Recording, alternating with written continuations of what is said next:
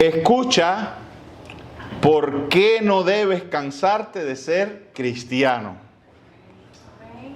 Continuamos con ese tema y está basado en Gálatas 6 del 7 al 10. Gálatas 6 del 7 al 10. Ahora, escucha el título del mensaje, ¿no? El título del mensaje es, y seguimos con los escucha, escucha por qué no debes cansarte de ser cristiano. Y dice Gálatas 6 del 7 al 10.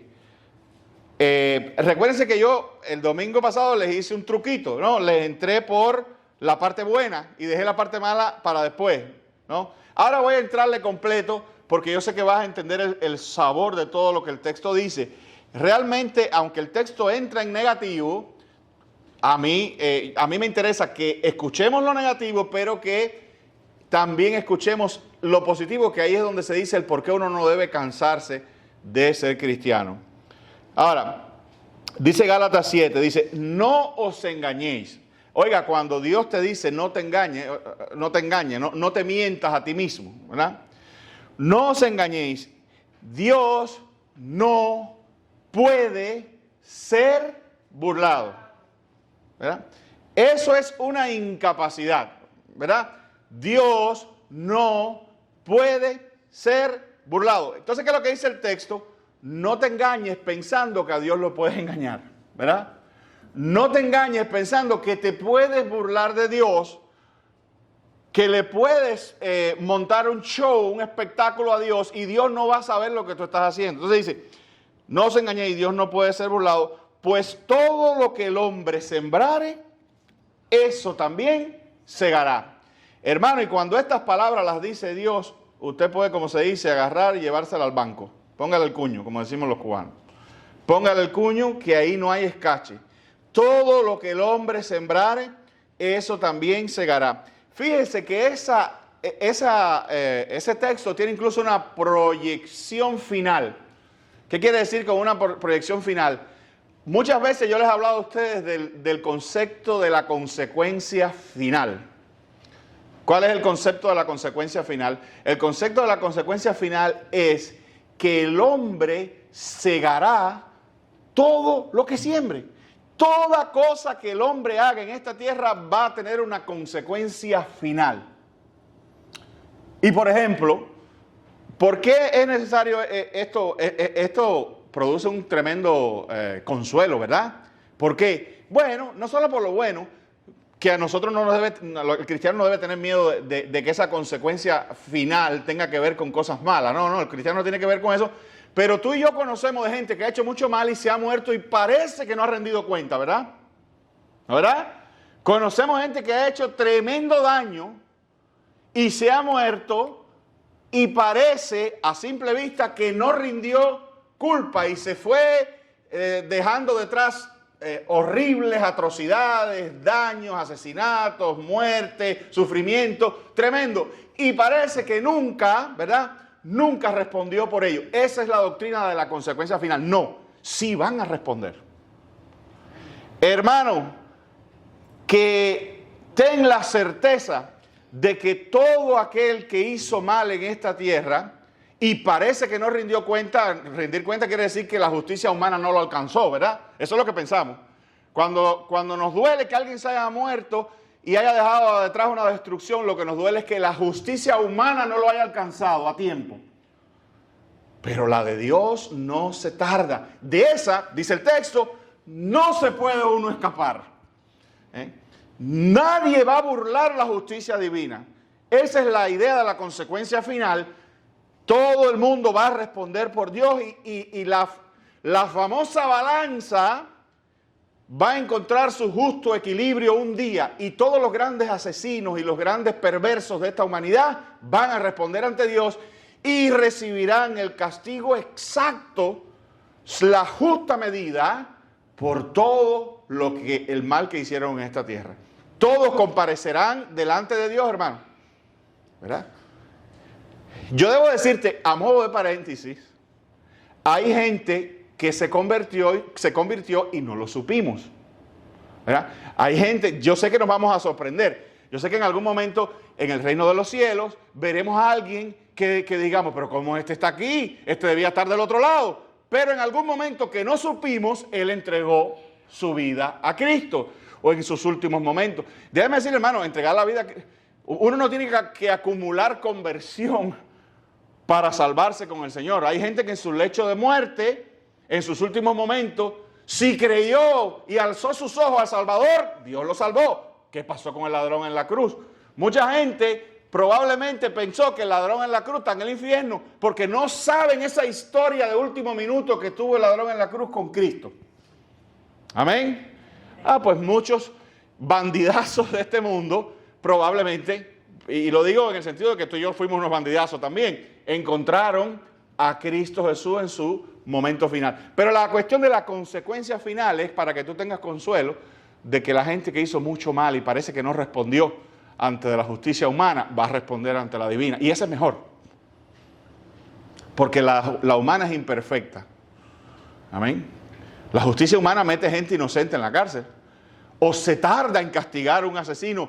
O la justicia humana castiga fuertemente un delito menor, ¿verdad? Y castiga livianamente un tremendo delito. Amén. Pero Dios no. Dios va a poner... Y este texto, por eso te digo, recuerda eso, la doctrina de la consecuencia final.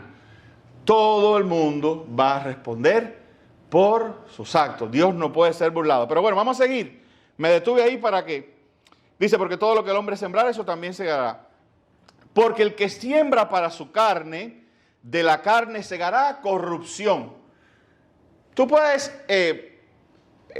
obviamente, corrupción se refiere al deterioro de la vida espiritual de uno, se refiere al deterioro moral y al deterioro físico. El que siembra para la carne va a recoger eso, ¿no?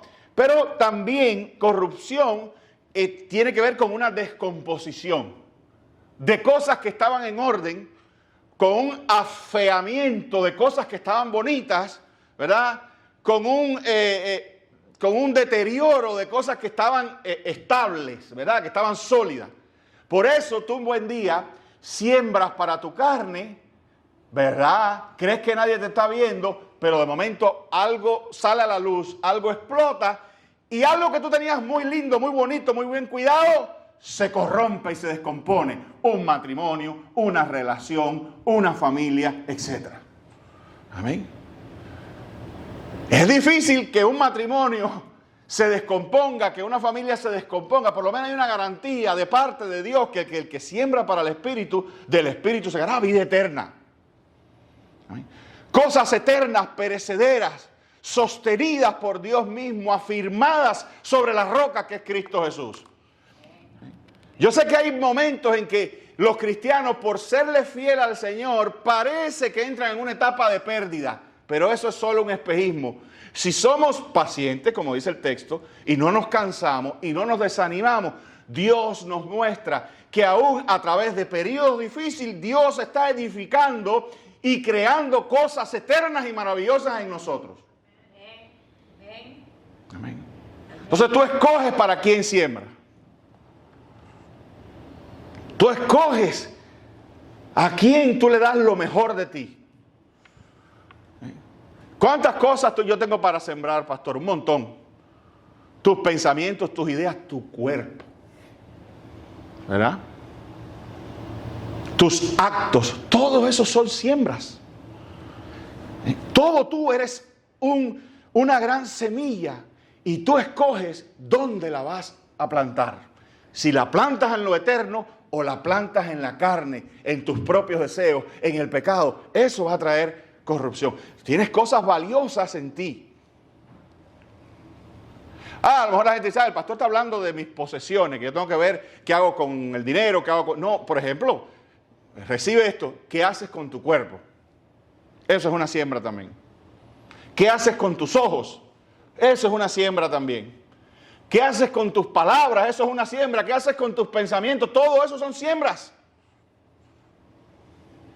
Amén. Entonces, si la pones en la carne, yo te digo esto, sería muy irresponsable como pastor si no te lo digo, mi querido hermano. Yo sé que estas cosas no te gustan, esto no es el mensaje moderno, Yo sé que tú lo que quieres oír es que yo te diga que acaba con el mundo, que al final Dios es un viejito bonachón, que no va a pasar nada y te vas a salir con la tuya. Dios te va a amar, si tú eres cristiano, Dios te va a amar siempre, pero tú vas a recoger lo que siembras. Y Dios en su infinita misericordia muchas veces evita que recojamos lo que verdaderamente sembramos. Pero un día ese tiempo se acaba y Dios deja que por disciplina, para que aprendamos, recojamos lo que sembramos. Sí, porque es la verdad. Si nos ponemos exactos con esto, todos nosotros hemos sembrado para la carne en algún que otro momento. Y la verdad es que no hemos recogido. Pero ¿tú sabes por qué? Porque somos sus hijos y como buen padre Él nos protege. Y aleja el fuego de nosotros hasta que un día, por disciplina y por educación, nos deja quemarnos un poco para que aprendamos que no vamos a recoger, que si sembramos en la carne, quemadura es lo que vamos a recibir. Amén. Entonces, lo que yo te estoy diciendo, te lo digo, hermano, te lo digo, porque cada día tú tienes una decisión que tomar con todo lo que Dios te ha dado, empezando por tu persona. El ser es una de las cosas mejores que Dios te ha dado, tu ser, quien tú eres. La Biblia dice, eres un templo del Espíritu. Amén. O una morada de los demonios. Yo no quiero ser morada de los demonios. Yo quiero ser un templo del Espíritu. Amén, querido. Entonces dice, pero el que siembra para su carne de la carne segará corrupción, mas el que siembra para el Espíritu segará vida eterna. Entonces dice, fíjate, que aquí escucha, ¿por qué no debes cansarte de ser cristiano? Esta es la respuesta. No nos cansemos, pues, de hacer bien, porque en su tiempo segaremos si no desmayamos. No te canses entonces te repito, con tu cuerpo, con tu pensamiento, con tus ideas, con tus posesiones. No te canses de hacer el bien. Amén. No te canses de hacer el bien. Porque en su momento segaremos. ¿Sabes lo que está diciendo el texto? Que ¿por qué te digo no te canses de ser cristiano? Porque cuántas cosas buenas haces y has hecho. Y dices, ay, pero lo único que recibo es, por ejemplo, siembro bien con la gente y lo único que recibo es ingratitud. Siembro bien con tal cosa y no veo la abundancia que yo quiero. Espera. ¿Pero qué dice el texto? Que no te canses. Tú y yo estamos puestos en esta tierra los años que el Creador nos haya concedido para hacer siempre el bien y no cansarnos. Y el bien supremo es estar a cuentas con Dios, obedecer a Dios. Es el bien de Dios, el bien fundamental. Eso de no nos cansemos de hacer el bien es no te canses de ser cristiano, no te canses de ser fiel, no te canses de alabarle, de cantarle, de leerle. Pero de allí emanan otra serie de bienes que tienen que ver con nuestra vida, con nuestra causa. Bienes al prójimo, bienes con nuestro dinero, bienes hacia nuestra familia. Síguelo haciendo. Bienes de sufrimiento. Hay bien que entraña sufrir. ¿Y quién quiere sufrir? Nadie. Pero Dios dice, no te canses. No te canses de padecer por el bien que tienes recompensa y segaremos. ¿Sabes lo que dice el texto? Que es como cosechas de cosas. Y las cosechas de Dios son amplias. Tú siembras un bien de un tipo, pero Dios en su abundancia te bendice con muchos bienes que a veces no tienen nada que ver con lo que tú hiciste, pero es una recompensa porque le fuiste fiel, porque sembraste. Porque tú sembraste a lo mejor en un abrazo a una persona y en un momento determinado y de momento Dios te promueve por otro lugar y te da un mejor trabajo y tú dices, ¿y qué tiene que ver esto una cosa con la otra? Que Dios es así. Y que Dios bendice tu fidelidad, aunque se haya manifestado en una cosa espiritual. Yo me hago entender, hermano, miren, Dios es infinito. ¿Sabes lo que quiere decir eso? Infinito. ¿No sabes lo que quiere decir? Es una pregunta retórica porque tú no lo sabes, ni yo tampoco. El concepto de infinito no cabe en la mente de nosotros, somos finitos. A Dios no se le agotan las bendiciones hacia ti. No se le agotan, incluso cambian de forma, porque Dios sabe lo que tú necesitas. Y lo único que te pide es, hijo mío, sigue haciendo el bien. Y espera en mí. Amén. Amén. ¿Cuántos bienes te puede hacer Dios? A veces un bien de Dios es una persona clave que pone en tu vida. En un momento X. Amén. Desde un médico hasta un amigo. Amén. Bien. Entonces, voy a repetir esto que les dije el domingo pasado. Vivir en el Espíritu siempre bendice y multiplica, pero el mal resta y corrompe. Resta. Yo le hice aquella historia de alguien importante en mi vida, no se la voy a repetir, que alguien importante en mi vida que tenía una reputación y por sembrar para la carne, su reputación fue increíblemente disminuida y ahí se produjo una resta. Lo que alguien pensaba de él ya no lo piensa más, perdió. Amén. Perdió. Pero el sembrar para el Espíritu bendice y multiplica. Este texto nos anima a seguir siendo cristianos y cultivar el bien de Dios aún en momentos difíciles, con la promesa de que seremos recompensados, o sea, constataremos que valió la pena. Dios lo que te dice es, si no te cansas de ser cristiano, si no te cansas de hacer el bien, yo te garantizo que en un momento vas a ver el resultado de esa perseverancia. A su tiempo vas a cegar algo que cuando yo te lo dé, tú te vas a dar cuenta, yo te voy a hacer sentir que es recompensa precisamente a tu perseverancia y a tu fidelidad. Amén. Amén. Bien, habíamos visto el domingo pasado que debemos en primer lugar hacernos bien a nosotros mismos. ¿Y qué quiere decir con eso, pastor? Bueno, espérate, yo creo que aquí todo empieza con la persona. No me gustan los cristianos que son cristianos de grupo, pero cuando andan solos ya no son cristianos y tienen otro comportamiento, se expresan de otra manera, son otro tipo de gente, oyen cuentos, dicen malas palabras, usan la F, la la otra, sin ningún tipo de problema. Eso está. Entonces, hacer el bien, de momento parece, dice el texto, no nos cansemos de hacer el bien, y habla incluso de segaremos vida eterna. ¿Qué quiere decir eso? En primer lugar, cultívate tú. Hazte el bien a ti. Fíjense que hay un texto que dice, amarás a tu prójimo como ¿qué cosa? Como a ti mismo. Si tú no te amas a ti, no puedes amar a nadie. Porque el amor hacia los otros es una especie de reflejo de tu amor hacia ti mismo como persona. Y la Biblia dice que ese amor debe ser con cordura. Porque hay quien lo tiene eso inflado y toda cosa buena en un extremo ya se convierte en un pecado, se convierte en un problema. Pero cultívate, fue lo que puse aquí el domingo pasado.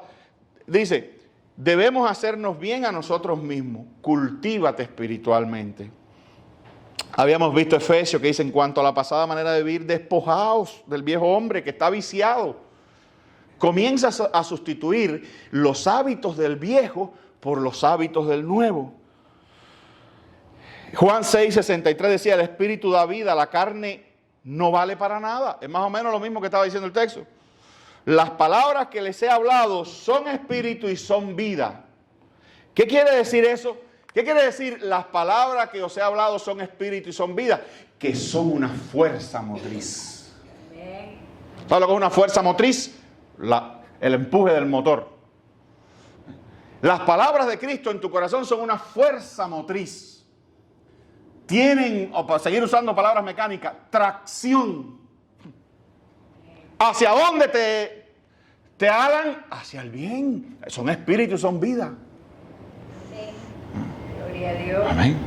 Entonces, cultívate espiritualmente leyendo la Biblia, porque ahí está la fuerza motriz para que sigas siendo alguien mejor. a imagen de Cristo y puedas, ese es el bien principal. El bien principal es guardar la palabra de Dios.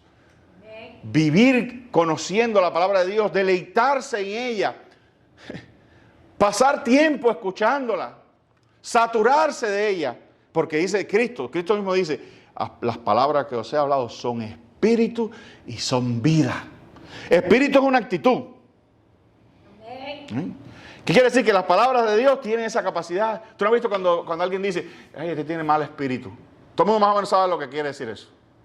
Ay, qué espíritu tan negativo. Es que de la persona emana una actitud.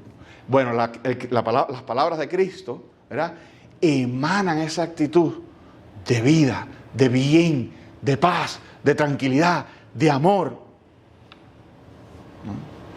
Entonces, cuando tú te sumerges en las palabras de Dios, pues brota en ti un nuevo espíritu. Y por eso hay gente que se sienta al lado de un buen cristiano y dice, oye, qué paz se siente aquí a hablar contigo. Oye, gracias por tu consejo. Oye, me gusta irme a un camping o a algún lugar con esta persona porque es un gozo, es una alegría. Y sin embargo, y por otro lado, hay gente que tú la ves con una negatividad, con una cosa. Bueno, necesitas la palabra de Dios.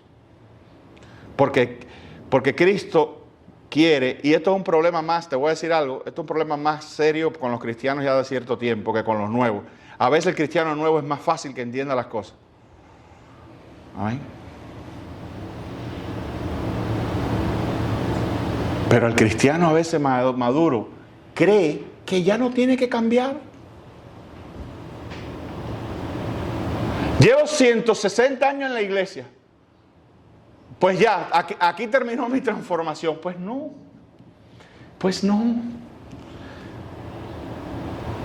Necesitas espíritu nuevo. Bueno, amén. Primera de Tesalonicenses 2:13, por lo cual también nosotros sin cesar damos gracias a Dios de que cuando recibisteis la palabra de Dios que oísteis de nosotros, la recibiste no como palabra de hombre, sino según es en verdad la palabra de Dios, la cual actúa. Recuerden lo que le da una fuerza motriz, actúa en vosotros los creyentes. Tiene dunamis, tiene movimiento.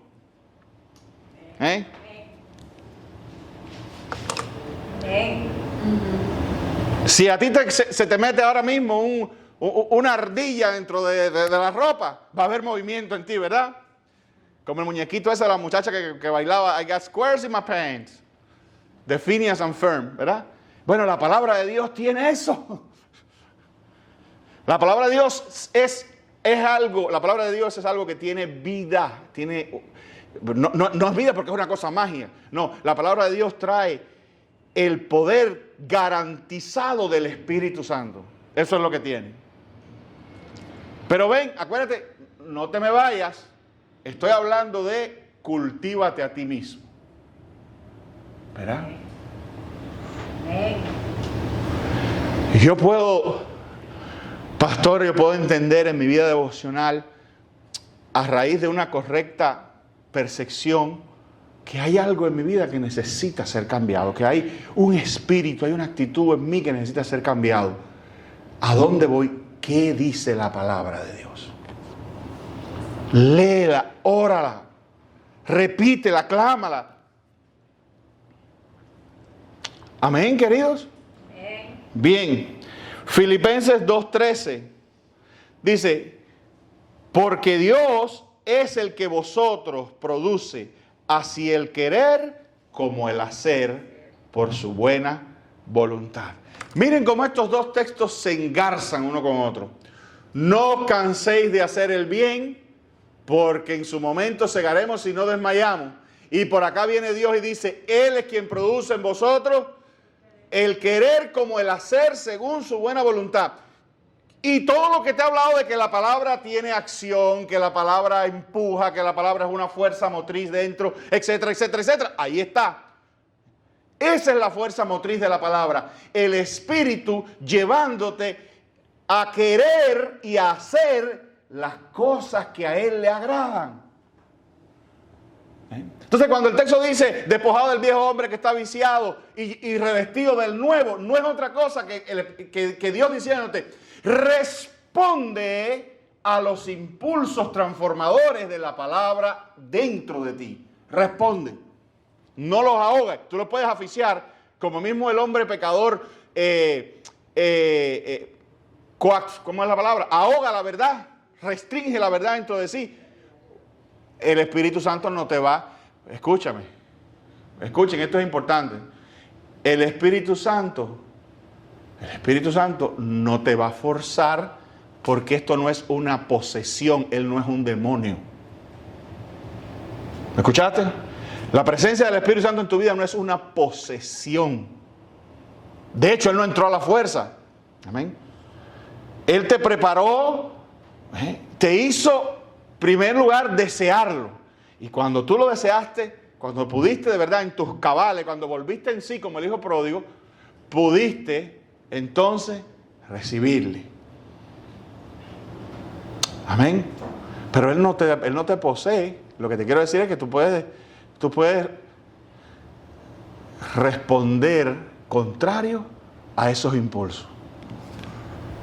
Pero mira qué cosa tan linda. Dice Él que Él produce el querer. ¿Qué quiere decir eso? La voluntad. La voluntad.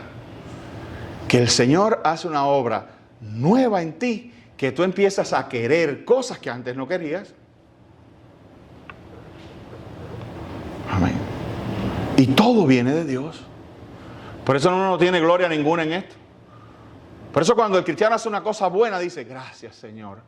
Porque tú sabes que si no fuera por ti, yo no jamás hubiera hecho esto. Gracias Dios mío por lo que soy en ti. Pablo lo decía. Él ya no era él. Cristo vivía en él. Era un sometimiento completo. Amén, mis queridos. Entonces, vamos a dejarlo ahí. No, espérese, me queda un texto aquí. Importantísimo. Mateo 7, estoy pensando, lo doy ahora, lo doy.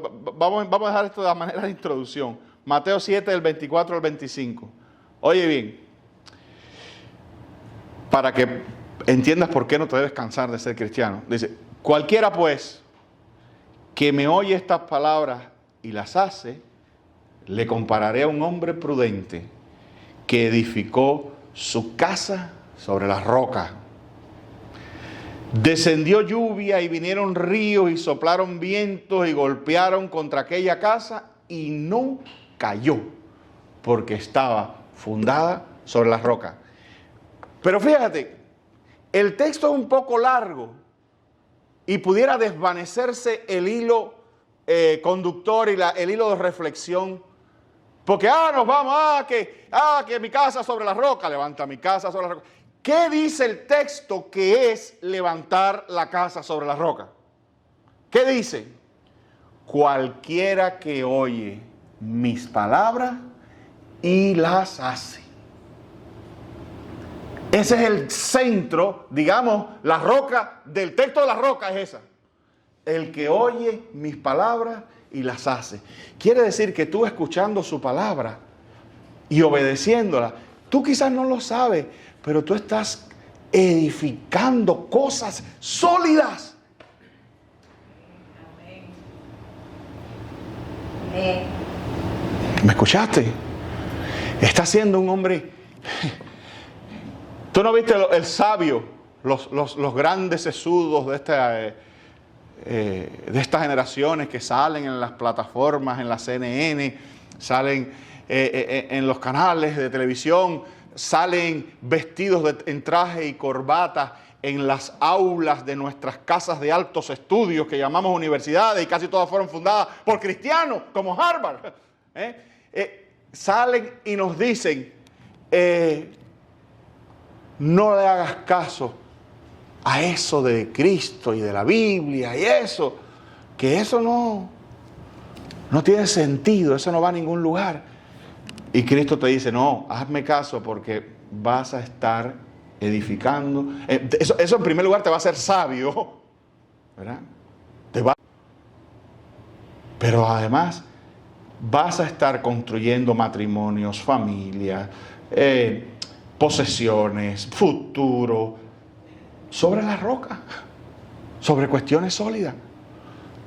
Por eso van a venir vendavales y van a venir, como dice ahí el texto, van a venir tormentas, etc.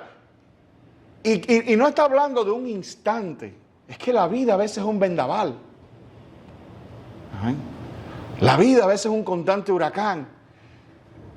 Pero cuando dice que estás edificando sobre la roca, se refiere a toda tu vida, no a un momento. Quiere decir que Dios te va a conceder esa gracia de mirar para atrás porciones de tu vida y decir, wow, cuántas cosas se hundieron y sin embargo aquí estoy yo y mi casa, o mi casa y yo. ¿Verdad? O aquí estoy yo. ¿Cuántas cosas se hundieron?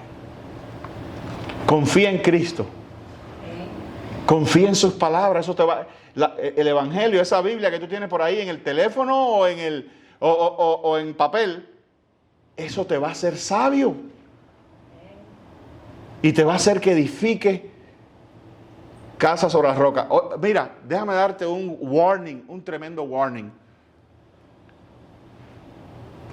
A veces el más grande daño en nuestras vidas lo hacen personas precisamente de autoridad. El maestro que va de traje a una casa universitaria y le dicen doctor fulano de tal. El periodista que lleva 50 años en la televisión y por lo tanto se ha granjeado una reputación, ¿verdad? Incluso, oye esto, el pastor con falsa o con doctrina equivocada al cual tú miras y tú escuchas, te puede en un momento determinado. Te he dado 3 ejemplos, hay muchos más. Gente de autoridad que puede decir cosas a tu vida que te pueden hacer un daño tremendo porque te pueden sacar de la roca. Nunca le hagas caso. Por eso maldito el hombre que confiar en el hombre. Y ese texto no quiere decir que no confíes en el cirujano que te va a operar mañana. Eso no quiere decir eso. Maldito el hombre que confía en el hombre no quiere decir esto. Nunca confíes tus destinos ni el de la gente que tú amas en manos de los hombres por encima de Dios. Sobre todo tu destino eterno. No cambies tu final en esta tierra y tu principio en el otro por lo que los hombres te digan. Créele al Señor hasta el final. ¿Ves por lo que no debes cansarte de ser cristiano? Pero ten particular, esto es un warning que yo te quiero dar. Sé particularmente cuidadoso cuando la gente de autoridad que tú admiras, que tú te fascinas, dicen cosas. Y eso va para los cantantes también. Dicen cosas que contravienen la palabra de Cristo, que es lo que edifica sobre la roca. ¿Cuánta gente dijo grandes? Bueno, la Biblia habla de los cuernos pequeños que se jactan de grandes cosas en el Apocalipsis. El cuerno pequeño que se jacta de grandes cosas. ¿Cuánta gente dijo cosas que en algún momento la sociedad la tomó como wow, como el non plus ultra de la sabiduría, y hoy en día se desvanecieron? Y vino algo después mejor y probó que eso estaba equivocado. Bueno, para empezar hubo gente que en un tiempo pensaba que la tierra era plana. Y te parece una locura, pero en esa época todo el mundo creía eso. ¿Verdad? ¿En cuántas universidades o en cuántos lugares se enseñó que la tierra era plana? Y de momento, ¡wow!